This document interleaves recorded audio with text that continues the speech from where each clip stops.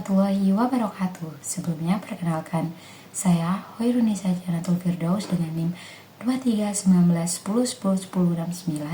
Di sini saya akan menjelaskan mengenai kapasitor.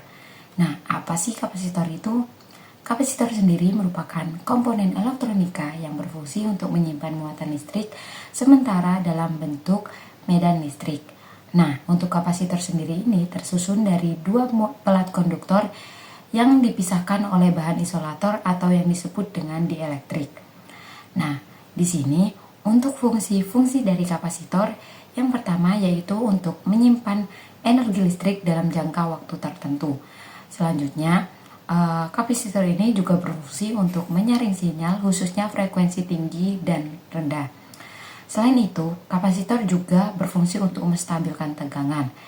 Kapasitor juga berfungsi untuk menentukan frekuensi dalam rangkaian osilator, dan kapasitor ini berfungsi untuk menghilangkan loncatan api atau bouncing pada saklar.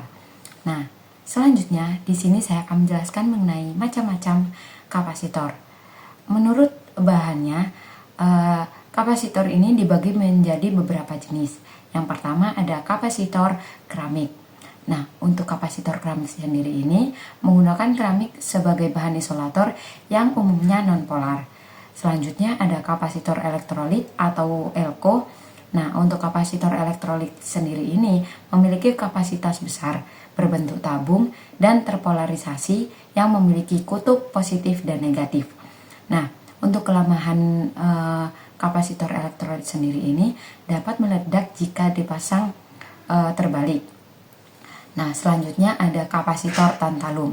Nah, untuk kapasitor tantalum sendiri ini mirip dengan elektrolit, namun bentuknya lebih kecil dan digunakan dalam aplikasi yang lebih ringkas seperti komputer dan ponsel. Nah, selanjutnya ada kapasitor film. Nah, kapasitor film ini menggunakan plastik film seperti polyester atau polikarbonat sebagai isolator. Kelebihannya sendiri adalah toleransi yang lebih kecil, masa pakai yang lama, dan keandalannya yang sangat tinggi. Untuk selanjutnya ada kapasitor kertas. Nah, kapasitor kertas ini menggunakan kertas sebagai bahan isolatornya. Selanjutnya ada kapasitor mika. Untuk kapasitor mika sendiri ini memiliki isolator dari bahan mika yang memberikan stabilitas yang baik. Namun pada kapasitor mika ini jarang digunakan karena kalah populer dengan jenis yang lain. Selanjutnya, di sini saya akan menjelaskan mengenai persamaan dari kapasitor sendiri ini. Nah, ada beberapa persamaan. Yang pertama, untuk mencari kapasitansi, kita mencari dengan persamaan Q sama dengan C kali V. Nah, untuk Q sendiri yaitu muatan listrik, C sendiri merupakan kapasitansi, dan V merupakan tegangan. Nah, untuk mencari C atau kapasitansi, kita tinggal membaliknya yaitu C sama dengan Q per V. Nah, di sini saya akan menjelaskan, memberikan contoh dari persamaan pertama. Nah, contohnya di sini saya mempunyai kapasitor yaitu 10 mikrofarad yang diberi tegangan sebesar 12 volt. Hitung muatan listrik yang tersimpan. Jadi kita menggunakan Q sama dengan CV, yang artinya Q sama dengan 10 karena mikrofarad, jadi dikali 10 pangkat min 6. Jadi 10 kali 10 pangkat min 6 dikali 12. 12 yaitu tegangan. Jadi 120 kali 10 pangkat min 6 atau 120 mikrocoulomb. Nah, selanjutnya persamaan dari energi yang tersimpan. Untuk mencari energi yang tersimpan, kita menggunakan persamaan E sama dengan setengah CV kuadrat. Di sini saya akan memberikan contoh soal dari persamaan kedua, yaitu sebuah kapasitor memiliki kapasitansi sebesar 20 mikrofarad yang dihubungkan dengan sumber tegangan sebesar 50 volt.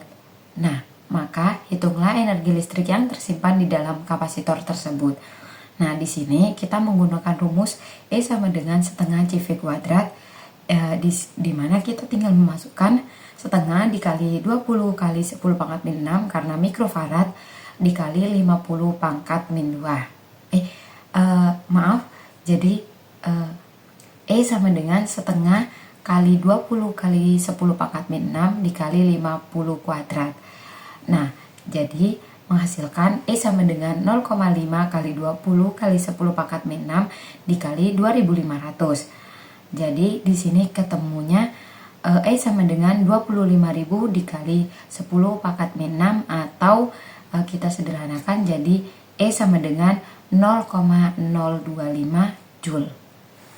Nah, selanjutnya kita beralih ke persamaan berikutnya. Persamaan pada kapasitor jika dihubungkan dengan ke dalam rangkaian. Nah, pada rangkaian sendiri, kapasitor sendiri memiliki persamaan C total sama dengan 1/C1 ditambah 1/C2 ditambah 1/C3. Nah, di sini saya memiliki contoh soal dari persamaan seri, yaitu diketahui C1 memiliki nilai sebesar 6 mikrofarad, C2 yaitu 3 mikrofarad, dan C3 yaitu 2 mikrofarad. Maka hitunglah kapasitas total rangkaian tersebut.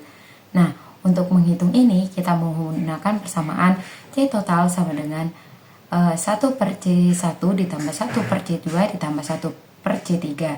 Kita tinggal memasukkan, yaitu 1/6 ditambah 1/3 ditambah 1/2. Kita tinggal menyamakan penyebutnya, yaitu 1/6 menjadi 1 ditambah 2 ditambah 3/6. Jadi 1/C total menjadi 6/6. Jadi C totalnya sendiri memiliki nilai 1 mikrofarad. Nah, selanjutnya untuk persamaan dari rangkaian paralel sendiri dalam kapasitor, yaitu C total sama dengan C1 ditambah C2 ditambah C3 sampai Cn. Nah, di sini untuk rangkaian paralel sendiri kita tinggal menjumlahkan. Jadi terbalik, jika resistor itu rangkaian seri yang dijumlahkan, sedangkan untuk kapasitor sendiri ini yang persamaan yang menjumlahkan itu paralel. Yaitu kita mencoba contoh soal berikut ini. 3 buah kapasitor disusun secara paralel, di mana C1 memiliki nilai sebesar 4 mikrofarad, C2 yaitu 6 mikrofarad, dan C3 10 mikrofarad. Nah, untuk menghitung C totalnya, kita tinggal menjumlahkan dengan rumus C total sama dengan C1 ditambah C2 ditambah C3, yaitu C total sama dengan 4 ditambah 6 ditambah 10 sama dengan 20 mikrofarad. Nah, begitulah persamaan dari kapasitor sendiri. Jadi, untuk kesimpulannya, kapasitor merupakan sebuah komponen elektrik yang berfungsi untuk menyimpan muatan listrik sementara yang berbentuk medan listrik. Jadi, kapasitor ini digunakan untuk menyimpan energi listrik dalam jangka waktu tertentu. Begitu. Baik, sekian dari saya, kurang lebihnya mohon maaf. Wassalamualaikum warahmatullahi wabarakatuh.